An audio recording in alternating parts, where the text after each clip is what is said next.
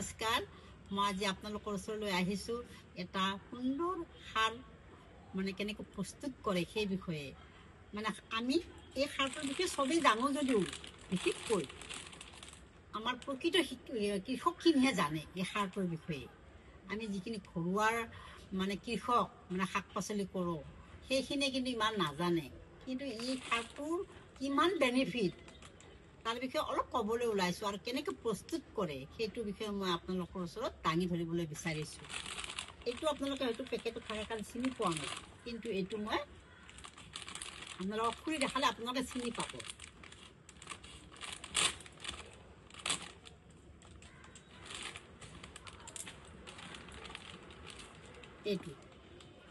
এইটো কি জানেনে? বেহাৰৰ পৰা তেল ওলোৱাৰ পিছত যিখিনি অলাগতিয়াল বস্তু, অলাগতিয়াল বুলিয়ে কৈছোঁ যিহেতু এইখিনি আমাক বিশেষ কামত নাহে কৃষক সমাজৰ বাহিৰে, সেইটো কাৰণে মই অলাগতিয়াল বুলি কৈছোঁ। কাৰণ সকলোৱে নাজানে, ইয়াৰ মূল্য পেলাইয়ে দিয়ে। আজিকালি চবে জানা হৈছে, কিন্তু এনেকৈ ভিডিঅ'বিলাক ওলোৱাৰ পৰা বিশেষকৈ ইউটিউব ফেচবুকত পাই আহিছোঁ আমি, এইবিলাক দেখুৱাই মাজে মাজে মই এই বিষয়ে আপোনালোকক অলপ জনাই আছোঁ। এইটো খলিহা হয়, আমাৰ অসমীয়া ভাষাত খলিহা বুলি কয়। এইটো খুবেই বেনিফিটযুক্ত সাৰ হয়। এই পাচলিৰ কাৰণেই হওক বা ডাঙৰ ডাঙৰ গছবিলাকৰ কাৰণেও ভাল। তাকে কেনেকৈ প্ৰস্তুত কৰে সেইটো দেখুৱাইছোঁ। আপুনি যদি এনেকৈ গোটা গোটা দিয়ে, কিন্তু কোনো ধৰণৰ বেনিফিট নাপায়। কিন্তু ইয়াক যদি আমি অলপ প্ৰচেছ মেইনটেইন কৰোঁ তেতিয়াহ'লে কিমান যে বেনিফিট পাম ভাবিব নোৱাৰি। চব সাৰৰ ভিতৰত এই সাৰটো উত্তম সাৰ। মই আপোনালোকক দেখোঁ কিনিবলৈও পায়, আৰু এই যিবিলাকত মিল আছে বেহাৰ পেৰি দিয়ে এইবিলাক পেলাই দিয়ে, এইবিলাক মানে পোৱা যায়, তাত এনেই পোৱা যায়। আৰু আজিকালি অৱশ্যে মানুহবিলাকৰ অলপ জানা হৈছে ইয়াক যে বিক্ৰী কৰিলে পইচা পায় বুলি, বিক্ৰী কৰা হৈছে। কিন্তু মই অনলাইনত কিনিছোঁ। এইটো 1 কিলো আছে ইয়াতে, মই 2 কিলো কিনিছোঁ আৰু 1 কিলো মই ইয়াত জিকাই থৈছোঁ। আৰু এইটো মই এতিয়া ইউজ নকৰোঁ, পিছত ইউজ কৰিম। সেইটো কাৰণে এইটো মই আকৌ আপোনালোক দেখুৱাইছোঁহে। এতিয়া মই কি কৰিছোঁ জানা, আজি 3 দিন আগত মই এই পানীত, একচুৱেলি মই 1 কিলো 5 লিটাৰ পানীত জিকাই থ'ব লাগে। মই 1 কিলো অলপ কম পানীত 2 কিলো পানীত জিকাই থৈছোঁ। এইটো কিন্তু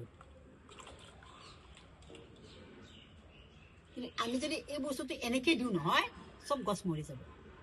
ইয়াক আমি কি কৰিব লাগিব, এই 1 কিলো এনেকৈ জিকাই থৈ 5 লিটাৰ পানীত মিক্স কৰিব লাগিব।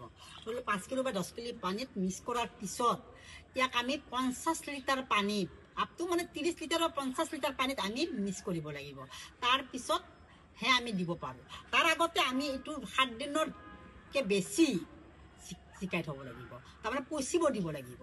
পচিব দিয়াৰ পিছত এটা ডিকম্প'জ হয়, এই ডিকম্প'জটোৱে সাৰ, বুজিছেনে? যদি আমি এনেকৈ দিওঁ ভেঁকুৰ লাগিব, তেতিয়া কোনো ধৰণৰ বেনিফিটৰ ঠাইত আমি অলপ বেছি লছহে হ'ব, আমাৰ ক্ষতিকাৰক হ'ব গছৰ কাৰণে।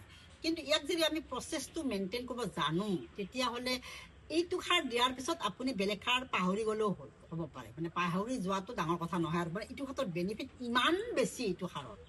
সেইটো কাৰণে কৈছোঁ। এতিয়া মই কি কৰিম জানেনে, মই অলপ কমকৈ ল'ম, আপোনালোকক জাষ্ট দেখুৱামহি। এতিয়া ধৰি লওক মই ইয়াত 2 লিটাৰ পানী লৈছোঁ। ইয়াতে মই এইখিনিয়ে দিছোঁ, বেছি নিদিওঁ, চাওকচোন। বা আৰু অলপ দি লওঁ, মই আধা দি লওঁ, আধাতকৈ কম লৈছোঁ দেই। সেইখিনি মই পিছত ব্যৱহাৰ কৰিম। এইটো পাতল হৈছেনে? ইয়াতকৈ পাতল কৰিব লাগিব, নহ'লে গছবিলাক মৰি যাব পাৰে। মৰি মানে কি আৰু, এই স্বাস্থ্যটো বেয়া হৈ যাব। চাওকচোন, এই পানীটো ভালকৈ লাৰি দিব লাগিব। আৰু অলপ দিব পাৰি, ইয়াতে বহুতখিনি পানী আছে ন। মই অলপমান বেছি লাইটকৈ নিদিওঁ, অলপমান দিওঁ আৰু, কাৰণ বাৰ বাৰ দি থাকিব নোৱাৰোঁ। 3 মাহৰ মূৰত এবাৰ দিওঁ, কেতিয়াবা 2 মাহত দিওঁ, টাইমটো কম থাকে মোৰ।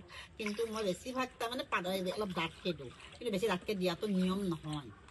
এই পানীটো আপুনি ইয়াত এনেকুৱাকৈ দিবচোন। ইয়াৰ এই পাতবিলাক মানে ডাঠ সেউজীয়া হৈ যাব, উজ্জ্বল হ'ব। মানে পাতবিলাকে ক'ব মুখা মুখা, ইমান তাৰমানে ইয়াৰ পৰা এই বেনিফিটটো পাতবিলাকে পাব, এই কবিবিলাকে পাব। এইটো দেখোন ব্ৰকলি হয়, ব্ৰকলিৰ গাছ হয়।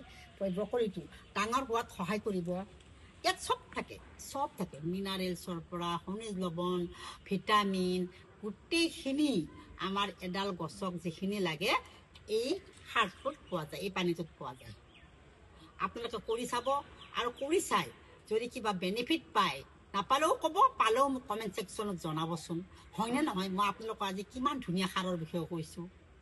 গতিকে মই ভাবোঁ, আশা কৰিছোঁ আপোনালোকে যিসকলে কৰা নাই বা জানা নাই, আজিৰ পৰা ইয়াৰ মানে খেতিৰ ইণ্টাৰেষ্ট থকাৰ ক্ষেত্ৰত কৈছোঁ যে যিসকলৰ খেতিৰ ইণ্টাৰেষ্ট আছে সেইসকলে গোবৰ সাৰো দিব লাগে বা ভাৰ্মি কম্পোষ্টো দিব লাগে, কিন্তু ইটো সাৰ দিবই লাগে গছডালৰ বেনিফিট মানে স্বাস্থ্য পাতি হেল্থি বহুত বেছি হয়।